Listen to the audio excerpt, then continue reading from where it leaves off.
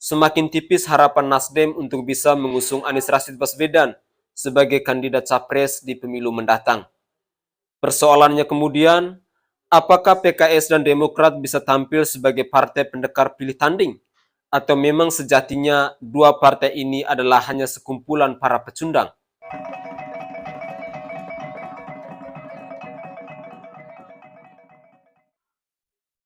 Assalamualaikum warahmatullahi wabarakatuh. Salam Om Swastiastu, Namo Buddhaya, salam kebajikan, salam sejahtera untuk kita semua.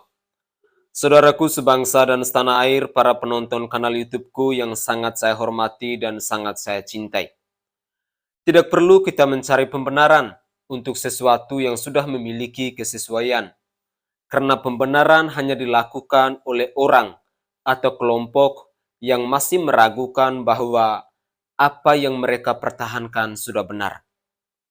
Tidak perlu juga kita membela mati-matian untuk sesuatu yang sudah jelas-jelas keliru, karena hal ini justru akan lebih menegaskan bahwa sesungguhnya kebodohan memang sudah melekat di setiap tindakan yang dilakukan, baik secara individu maupun secara kelompok.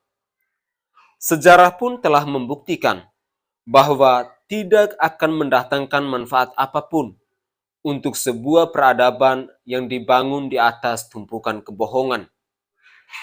Sadarkah kita bahwa kebohongan pada dasarnya sikap yang menunjukkan bahwa seseorang telah memilih berada pada posisi sebagai penentang terhadap kebenaran?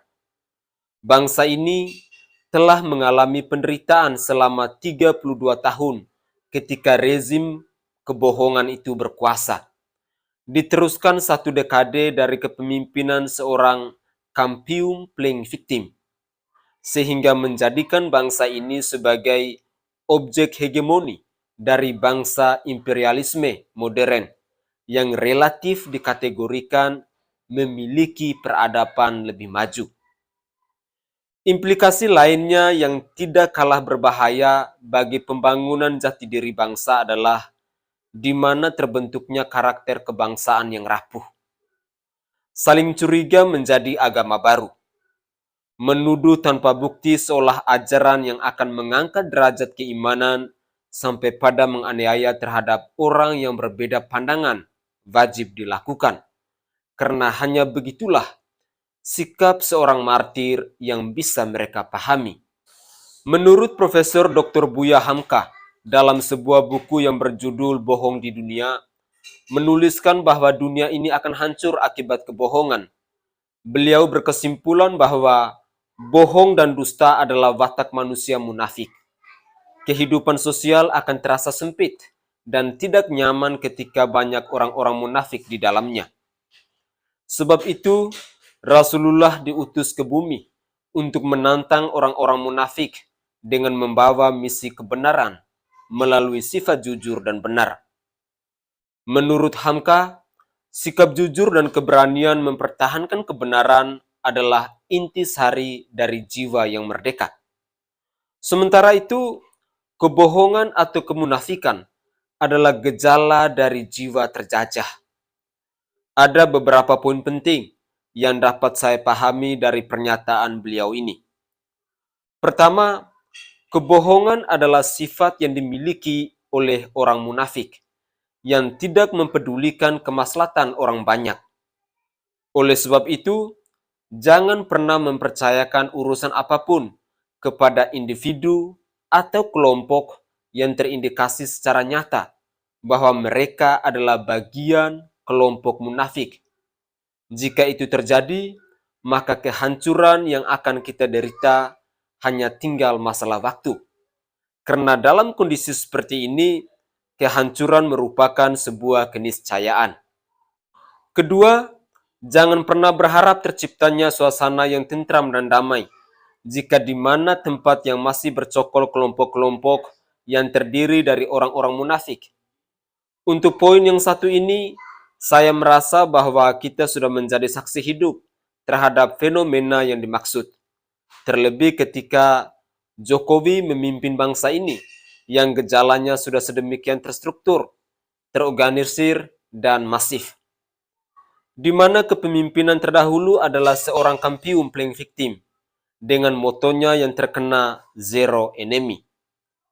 Poin ketiga, masih ingatkah ketika Anies Rashid Baswedan terpilih menjadi Gubernur DKI Jakarta yang berkaitan erat dengan jargon yang dikumandangkannya?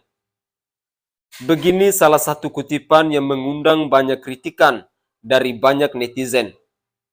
Mari kita baca bagi yang memiliki kewarasan yang dikatakan oleh Buya Hamka sebagai intisari dari jiwa yang merdeka.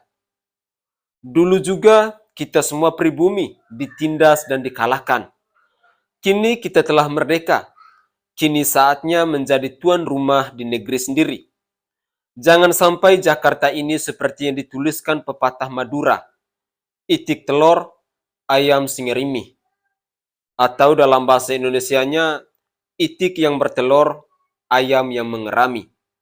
Padahal, Undang-Undang Nomor 40 Tahun 2008 tentang penghapusan diskriminasi ras dan etnis telah meniadakan istilah pribumi atau Cina yang ada adalah warga negara Indonesia. Inilah bukti bahwa Anies Rashid Baswedan adalah seorang yang rasis tulen.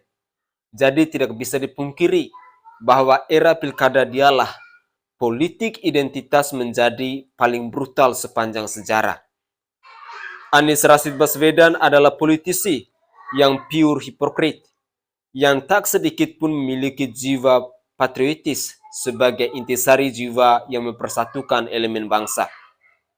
Keempat, tak pelak lagi orang yang memiliki sikap primordialisme sempit yang menutup pintu bagi eksistensi sosial budaya bersifat pluralistik.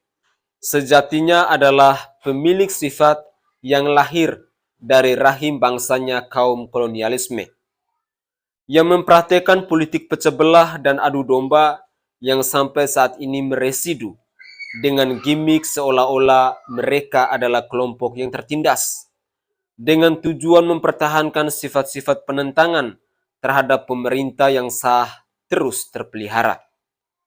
Sekarang, saudaraku sebangsa dan setanah air, bola liar suksesi telah menggelinding begitu rupa, menghantam dengan tak pandang kawan dan lawan. Tuntutan bagaimana seharusnya bersikap, mau tak mau harus segera dipersiapkan oleh kelompok, dalam hal ini adalah partai-partai politik yang ada, mengingat mereka lebih memiliki kompetensi dalam membuat keputusan, hendak diarahkan kemana bangsa ini. Deklarasi Presiden yang dilakukan Nasdem secara sembrono jelas menyiratkan bahwa partai ini hanya memandang sebelah mata dua partai lainnya. Pertanyaan kemudian, apakah Demokrat dan PKS adalah partai yang bisa dikatakan masih mempunyai harga diri dengan bargaining politik yang dimilikinya? Hal ini bisa dibuktikan ketika dua partai ini masih tetap ngotot mau menjadi cawapresnya dari seorang pembohong yang diusung oleh Partai Nasdem itu. Berdasarkan rumor yang berkembang, semakin tipis harapan Nasdem untuk bisa mengusung Anies Rashid Baswedan sebagai kandidat capres di pemilu mendatang. Persoalannya kemudian, apakah PKS dan Demokrat bisa tampil sebagai partai pendekar pilih tanding? Atau memang sejatinya dua partai ini adalah hanya sekumpulan para pecundang? Waktu yang akan menjawabnya. Bersama saya Sainai, mari kita berpikir kritis untuk menjaga keutuhan bangsa dan negara ini. Salam NKRI.